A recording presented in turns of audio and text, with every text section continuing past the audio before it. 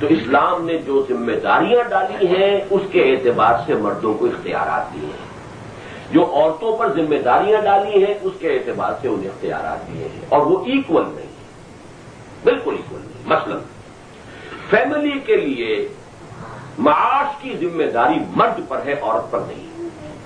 یہ علیحدہ بات ہے، عورت کرے، ضرورت ہو، یہ اس کی طرف سے نافل تعلق ہوگا، یہ اس کا احسان ہوگا مرد پر اگر وہ بھی ہیلپ کر رہی ہے اس کی، لیکن she is not responsible, responsibility wholly solely مرد پر ہے۔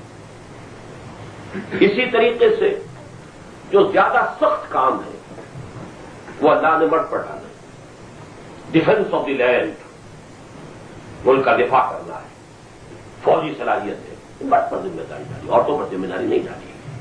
لیکن کسی وقت اگر عورتیں بھی اپنے آپ کو تیار رکھیں کہ خدا نہ خاصہ کوئی اسٹریٹ فائٹنگ تک کی نوبت آ جائے، ہاؤس ٹو ہاؤس فائٹنگ کی نوبت آ جائے، تو ان کے پاس بھی وہ صلاحیت ہوتی ہے، بالکل دوسری بات ہے۔ لیکن بیسک رسپانسبلٹی مردوں پر ہے، عورتوں پر نہیں۔ تو جس طریقے سے معاش کی ذمہ داری مرد پر ڈالی، موجودہ قوم کی ذمہ داری کے جو کٹھن مناصب ہیں وہ مردوں کو دیے، عورت کی ذمہ داری کیا ڈالی ہے؟ اس کو میں کہا کرتا ہوں کہ فیوچر آف اے نیشن اس کی کسٹوڈین عورت ہے۔ ایک نسل آج ہم ہیں اس ملک کے یا اپنے قوم کے معاملات کو چلا رہے ہیں، ہمارا فیوچر تو یہ بچے ہیں نا، یہ نیکسٹ جنریشن۔ اس جنریشن کی پوری ذمہ داری عورت پر ہے۔ 9 مہینے وہ اپنے پیٹ میں رکھ کر پالے، یا تو آپ بھی ایکول ہو جائیں کسی طریقے سے، یہ ذمہ داری بھی ان کے ساتھ آپ شیئر کرنے کو تیار ہو، کرا لیجیے آپریشنز، اور مرد جو ہے وہ بھی برابر کا حصہ لے۔ اگر تو ایکویلٹی کا معاملہ ہے تو پھر اس ذمہ داری میں سے بھی تو کچھ حصہ لینا چاہیے۔ اب آپ کو معلوم مرد کا حصہ کتنا ہے؟ ایک جو بھی اس کا تعلق ہوا ہے اور اس کے اندر اس نے ایک لذت حاصل کی ہے، اس کے بعد وہ تو فارغ ہے۔ سارا بوجھ 9 مہینے حملت ہو امہ وہنا علی وہن وفصالہ فی عامین، 9 مہینے اس نے اسے پیٹ میں رکھا ہے، اس کے خون پر وہ پل رہا ہے بچہ، جیسے کوئی جونک جو ہے چمکی ہوئی اور خون چوس رہی ہو، وہ بچہ ماں کا خون چوس رہا ہے کہ نہیں؟ پھر یہ کہ 2 سال اسے دودھ پلانا، اگر نہیں پلائے گی تو بریسٹ کا کینسر ہو جائے گا، مرے گی کینسر سے۔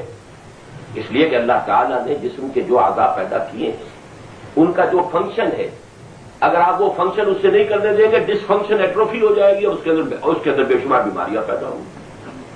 آپ اپنے ہاتھ کو، اس جوڑ کو باندھ دیجئے، اگر کئی مہینے یہ بندھا رہے، یہ جوڑ جو ہے لاک ہو جائے گا، پھر اس کے اندر صلاحیت نہیں رہے گی مڑنے کی۔